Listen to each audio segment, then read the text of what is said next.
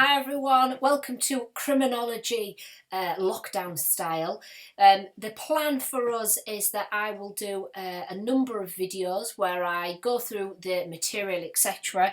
We will meet once a week and I'll send you activities for you to complete, and we'll see how we do. If we then decide that it would be better to do live streaming, we can go to that, but I know that also people are having difficulties with technology. I know that some of you can't access things as easy as others. I know that your Wi-Fi's aren't as good.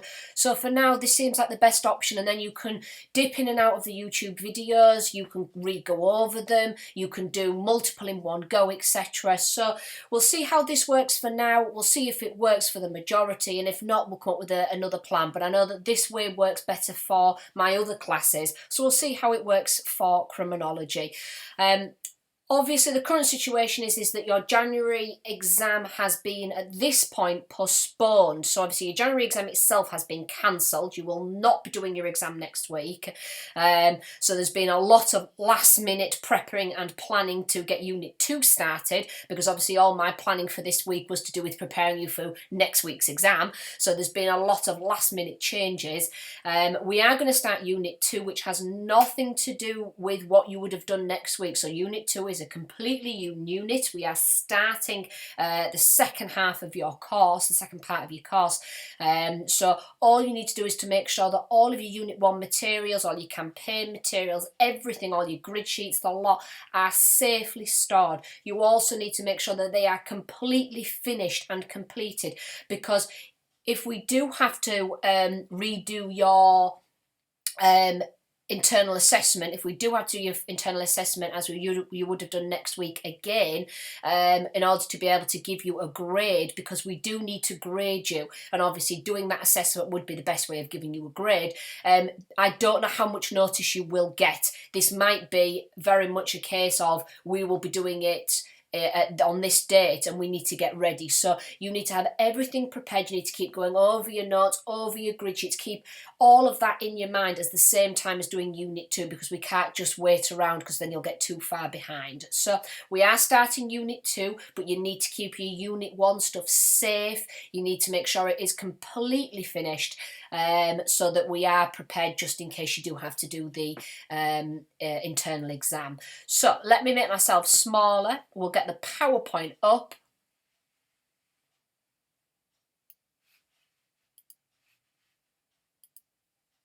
Nice and short one to get us started.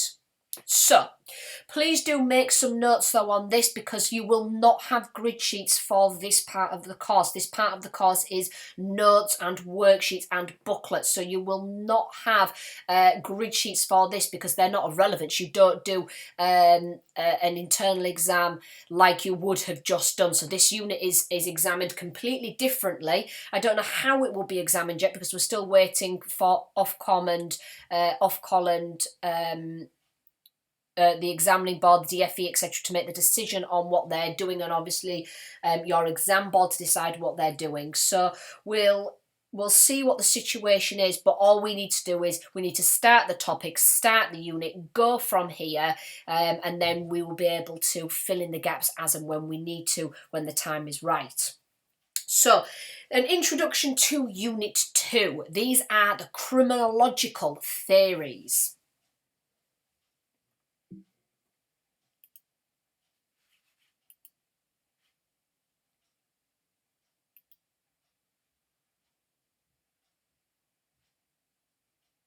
Sorry, my system's going a little bit slow.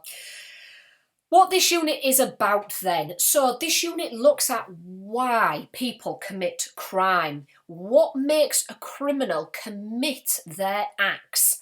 And how, and explain this idea of how can we explain criminality? What is criminality? And so first of all, we look at what a crime actually is. Who decides what criminal behaviour is in the first place? And how does this relate to deviance? So if you remember, go back to the idea of deviance, go back to Unit 1 if you can't quite remember what deviance means. So go back over deviance, go back over your words again.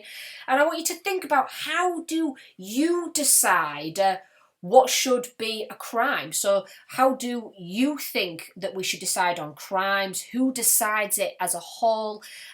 So again, get your minds back into the system of crime. What is crime? Who decides what crime is? What will we study? We will start by looking at a comparison of crime and deviance. So we've touched upon this last unit, but we'll go back to it in this one. We will then look into how society constructs or decides what is a crime.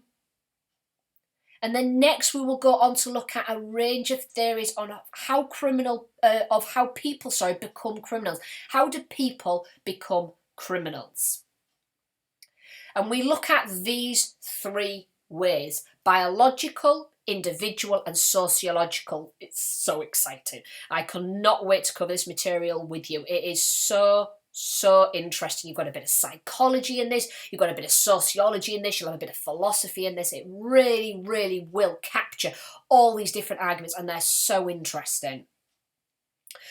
So I'm going to set up a Padlet for you. I would like you to go onto the Padlet and answer the questions and engage with each other's points as well. And one of these is how you think that these might influence people to commit crimes. So biological, just to help you out, is things like your genetics, your genes, your genetic makeup, your brain or hormones.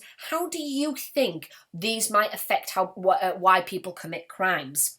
Individualistic is things like psychology, so your upbringing, your life events, your influences. How do you think your upbringing might influence people to commit crimes? And finally, sociological. This looks at society, how society can push people into crime through things like poverty, labelling and unrealistic expectations. So again, how do you think these might influence people to commit crime? So I'm going to set up a Padlet and I'd like to hear what your thoughts are on these areas.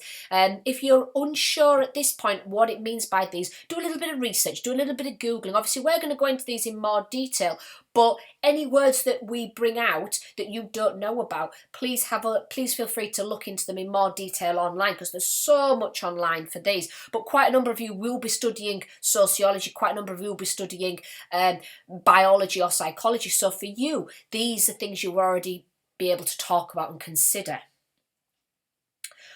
Further, what will we study? For each of the types of theory, so the three that we've just said, biological, individual and sociological, we'll also try to apply them by using them to analyse situations and cases. So we're going to look at case studies this time. We're going to look at specific crimes and apply them to these crimes. We'll also evaluate each of the theories and how well do they explain the crimes. What are the strengths and weaknesses of these? So how well does biological explain why people do certain crimes, what the strengths and weaknesses are, for example. Finally, we'll look at policy development. This means ways of tackling crime and dealing with criminals. We look at how different factors have influenced policy making, such as the biological, individualistic and sociological. So if somebody is found to have schizophrenia, for example, are they still punished the same by law? So how are these crimes then dealt with because of maybe these factors that have affected the people? Social changes and campaigns as well. So, over to you. I would like you to watch this documentary called What Makes a Murderer. It's on for about 45 minutes. You'll access it through ClickView. So all you have to do is click on this link. So I'll send you this PowerPoint as well to your email. Click on that link and then it'll ask you to log in. You just log in using your student email. So your college email will direct you straight across. And I want you to watch this documentary. Sorry, I can see something moving outside. I want you to watch this documentary. Whilst watching, I want you to make a list of any factors that might have influenced his actions. So, biological factors, anything biological that's mentioned. So, any brain abnormalities, any genetics, any hormones, anything biology, body. Individual, so upbringing, life experiences, people in his life. And social factors, where he lived, his economic aspects, so economic money.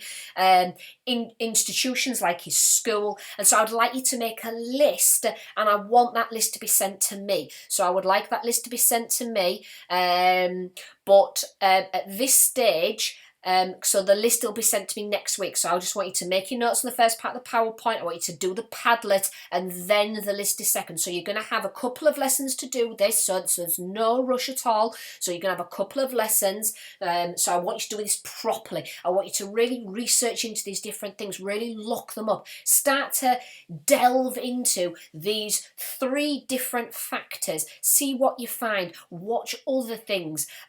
Watch documentaries. Go on YouTube. Start to have a look, because this really is true criminology now of why people actually commit these crimes. It's fascinating stuff, absolutely fascinating. So obviously, the next time I see you all will be on your in your live stream. So we'll live stream through Teams where we can have a chat, see how you're doing. I can answer obviously any questions because obviously things have changed quite significantly from what we were preparing for.